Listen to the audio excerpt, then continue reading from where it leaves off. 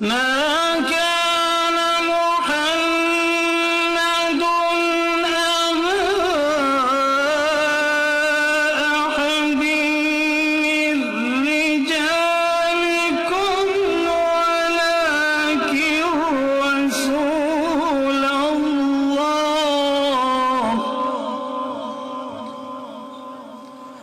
ولكن رسول الله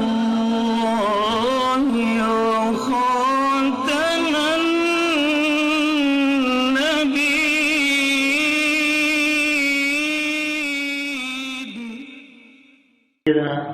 ابو ذر غفاری رضی اللہ تعالی عنہ فرماتے ہیں کہ حضرت صلی اللہ علیہ وسلم نے ارشاد فرمایا کہ تین آدمی ایسے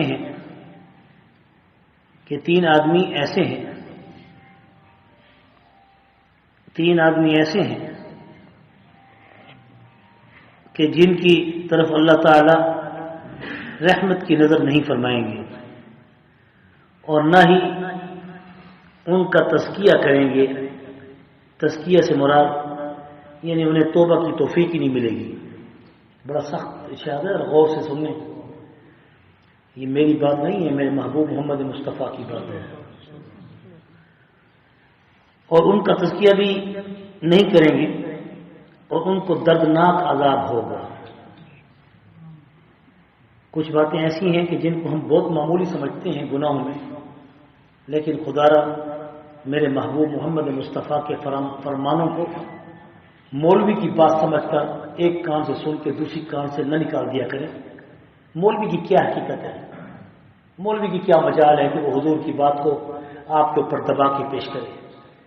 جو ضرور ہے، جو حقیقت ہے، اس میں آپ کسی مولوی کے جذبے کو، شعلے کو، جذبات کو ایک طرف رکھیں، لیکن رسول اللہ کے الفاظ کو محبت سے سنیں اور کوشش کریں کہ اس پر اللہ تعالی عمل کی توفیق نصیب فرمائے.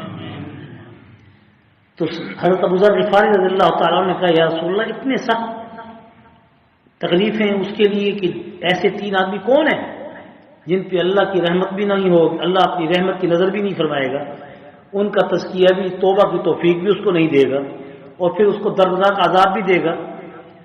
آپ نے جب حضور صلی اللہ علیہ وسلم سے پوچھا ایسے بدنصیب لوگ کون ہیں، تو آپ صلی اللہ علیہ وسلم نے ارشاد فرمایا المسبل والمنان والمنفق صلعته بالحلف الكاذب.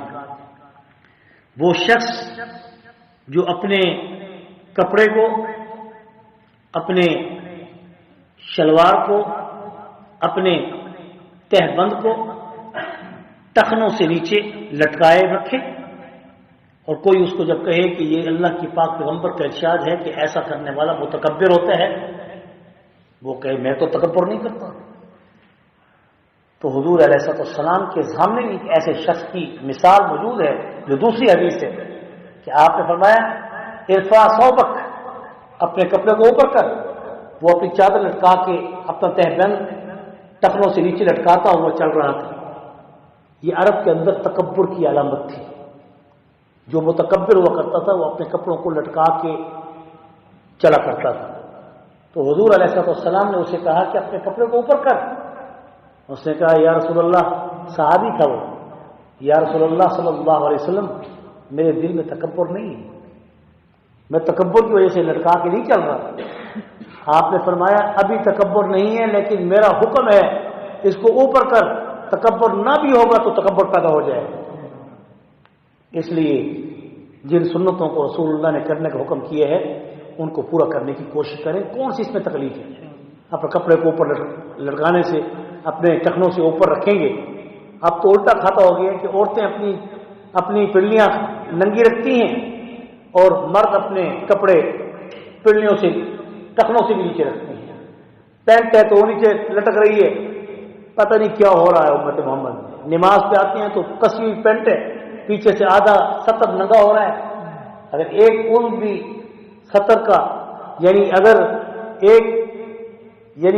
نماز کے رکن میں اگر رکوع کے اندر خالی رہا یا سجدے میں خالی رہا یا کسی ایسے حکم میں خالی رہا اور وہ ننگی رہی جگہ، جو ناف سے نیچے ہے، پیچھے بھی ناف سے نیچے سطر ہے، تو ایسی صورت میں اس کی نماز ٹوٹ جائے گی. بھائی یہ مسئلہ ہے، اس لیے ان لوگوں کو اپنی پینٹوں کو بھی ٹھیک کرنا چاہیے، اور اگر نماز کے لیے کم سے کم تو کرنا چاہیے نا کہ حضور اکرم صلی اللہ علیہ وسلم نماز میں باقاعدہ ٹخنوں سے شلوار کو اوپر کرنے کا حکم کرتے تھے.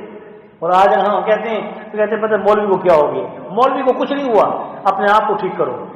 مولوی کو کچھ نہیں ہوا، مولوی کوئی کسی سے کچھ نہیں کہے گا، وہ آپ کو بات پہنچائے گا اور اللہ تعالیٰ سے دعا مانگے گا کہ اللہ مجھے بھی عمل کی توفیق دے اور اللہ آپ کو بھی عمل کی توفیق دے.